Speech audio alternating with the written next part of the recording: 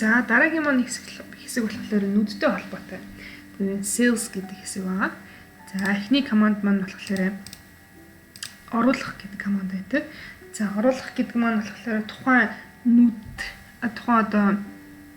нүдийг оруулах гэдэг команд гэсэн үг. За insert гэдэг орохлоор одоо энэ D8 гэдэг нүдэн дээр доотлолт нь нүд нэмэх үү, эсвэл баруун талд нь үү, эсвэл одоо хаана вэ гэдэг юм шийдэж байгаа гэсэн үг тийм.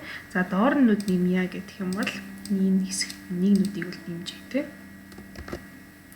За дахиад хэдүүлээ орж үзье. За нүд нэмэхгүй бүр юу нэмье, мөр нэмье гэх юм бол entire row гэдэг хэсгийг сонгоо тийм. Тэгэхээр яг энэ хэсгээр нэмэлтээр нэг мөр үүсэж байна гэсэн үг. За sales гэдэг хэсэг маань бол иймэрхүү байдаг байх тийм. За column гэдэг сонголтыг сонгох юм бол мөр биш баг нь нэмэгдэнэ гэсэн үг тийм. За хажуу талд нь баруун талд нь нэмэх, за доор нэмэх, мөр нэмэх, баг нэмэх гэсэн үг. За түүнээс гадна түүний доотлол байгаа команд нь юу вэ гэхээр яг саяныхтай ижилхэн тухайн талбарт мөр нэмэх, за column гэхлээрээ баг нэмэх гэсэн үг тийм. За insert sheet гэдэг ороод ирэхлээр энэ яадаг вэ гэхээр одоо sheet 1 гэд бидэрт бол нэг sheet байгаа. Энэ дээр дахиад sheet гэж нэмнэ гэсэн. Sheet 2 гэж нэмэгдсэн байна. Тавхан авч байгаа. За гэх мэтчлэнгээр ингээд ямар нэгэн мөр нэмэх ч юм уу те нүд нэмэхтэй бид энэ командыг ашигладаг байна. За бид нар нэмж болсон юм чинь бас хасч болдог. Тэгэхээр дараагийн команд нь болохоор устгах гэдэг команд байгаа. За яг ижилхэн delete cells гэх юм бол устгана гэсэн үг тийм.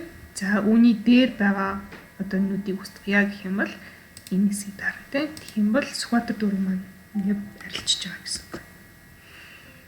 За түүнээс гадна бид яаж чадах вэ гэхээр мөрийг устгах чадна, багныг устгах чадна. За зүүн талд байгаа бас мэдээллийг устгах боломжтой гэсэн үг. За түүнээс гадна за мөрийг устгах нь, багныг устгах нь, тухайн sheet-ийг бас устгах боломжтой гэсэн үг болох нэ. За дараагийн команд маань юу вэ гэхээр format гэдэг команд байгаа. За энэ командын дотор бид нар ерөнхийдөө мөр болон багны өргөнийг тохируулах боломжтой. За auto fit row height гэдэг нь болохоор мөрийн одоо хэмжээг автоматар тохируулна. За auto fit column width гэдэг нь болохоор багны өргөнийг автоматар тохируулна гэсэн. За хэдүүлээ туршаад үзье.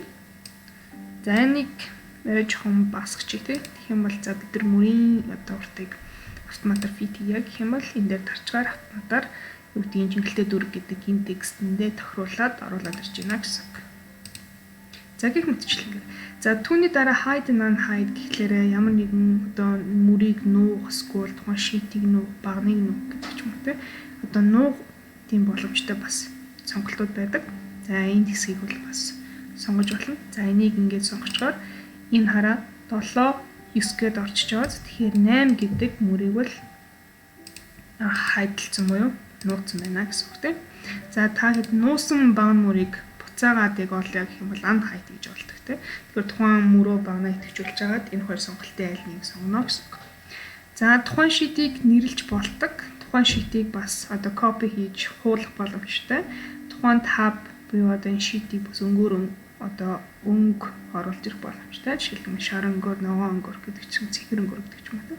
Та бүхэн дэлгэцийн зүүн тодтолт ингээд sheet-ийн өнгөнүүд өөрчлөгдөж байгааг харж байгаа. За гих мэтчлэнгээр оруулж ирж болно. За дараагийн команд маань болохоор protect sheet гэдэг команд байна. За энэ команд нь яадаг вэ гэхээр тухайн энэ sheet-ийг password өгөөд ч юм уу хадгалцдаг. Өөрөөр хэлбэл өөр хүмүүс энэ sheet рүү нэвтрэх. За нэвтрсэн тохиолдолд энэ мэдээллүүдийг бас солиход password нэгтгэх ч юм уу, scoop бол одоо ерөөсөө тийшээ одоо оруулдаггүй те edit хийх боломжгүй ч юм болгодог гэсэн.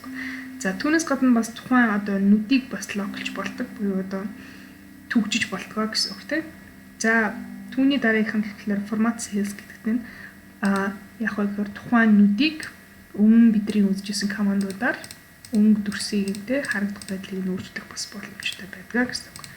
За тэгэхээр sales гэдэг хэсэгтэй холбоотой командууд маань ерөнхийдөө оруулах, устгах, за тэгээд форматтай холбоотой ийм командууд байдаг байна.